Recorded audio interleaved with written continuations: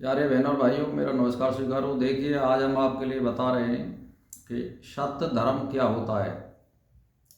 तो देखिए, सत्य धर्म में ये आता है, आप अपनी संस्कृति को बनाते हुए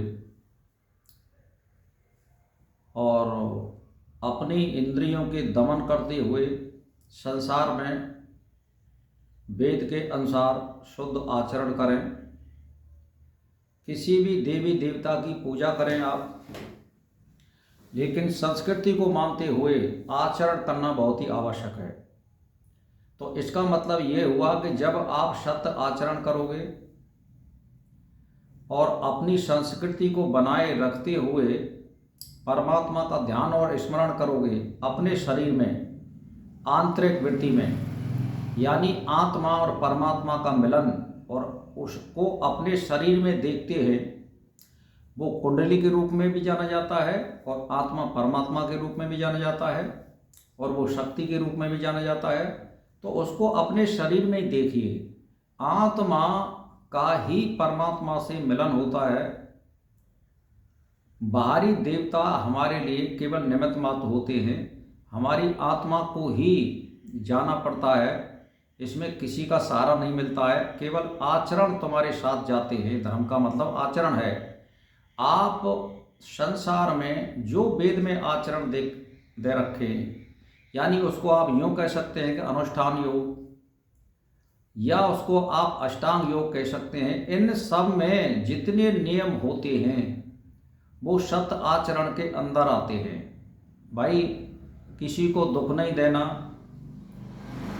अपनी इंद्रियों का दमन करना, एक टाइम भोजन करना और हल्का भोजन करना, और किसी प्राणी को दुख नहीं देना, धन संग्रह नहीं करना, और गलत संगत नहीं करना, गलत सलाह किसी को नहीं देना, और परमात्मा का ध्यान करते हुए अपना जीवन व्यतीत करना, साधु संगत करना, सज्जनों का संग करना, और परमात्मा का ध्यान स्मरण जो आदमी या स्त्री करती है वो सत्य आचरण के अंदर आता है। और इसमें आपको आत्मा और परमात्मा को अपने अंदर षट चक्र भेदन की विधि से देखना होगा। और जब इस प्रकार आप दीर्घकाल निरंतर करोगे तो वो शक्ति का अपने अंदर ही साक्षात्कार हो जाता है और परमात्मा का बाहर भी साक्षात्कार हो जाता है।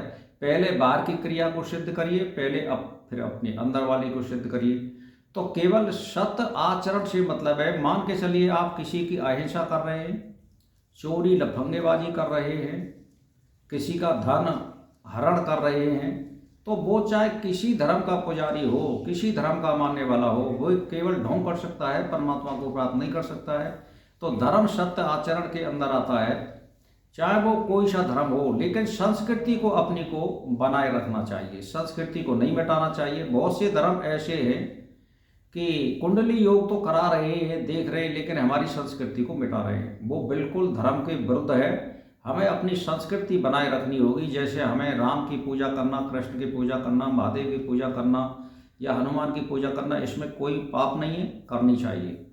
लेकिन धीरे धीरे अपने अंदर लाइए, उसको अपने अंदर देखिए, यानी आत्मा के अंदर अपनी के उस अपने इष्ट को देखिए, और फिर वो धीरे धीरे अपनी आत्मा का ही रूप ले लेता है और परमात्मा का मिलन हो जाता है। तो हमें अपनी संस्कृति को कभी नहीं मिटाना चाहिए। ये संस्कृति जो है ऋषि मुनियों की बनाई हुई है। हम इसके विरुद्ध जाएंगे तो फिर हमें अलग से ही रास्ता बनाना पड़ेगा और फिर कोई दूसरा धर्म अपना भी नहीं सकता। इसीलिए भाई और बहनों, मैं तो आपसे एक ही बात कहना चाहता हूँ कि सत्य आचरण में आपको केवल यही है कि जो अष्टांग योग दे रखा है उसके अंदर, जैसे ध्यान, धारणा, समाधि और नियम, यम, ये सारे पालन करने के लिए दे रखे हैं। इसके अंदर आप भजन करोगे तो वही वेद है। आप किसी देवता का भजन कर लीजिए, लेकिन सत्य आचरण करिए। और मैं तो यही कहता हूँ कि सीधे अपने परमात्मा से जुड़िए, आत्मा का परमात्मा से नाता जोड़िए।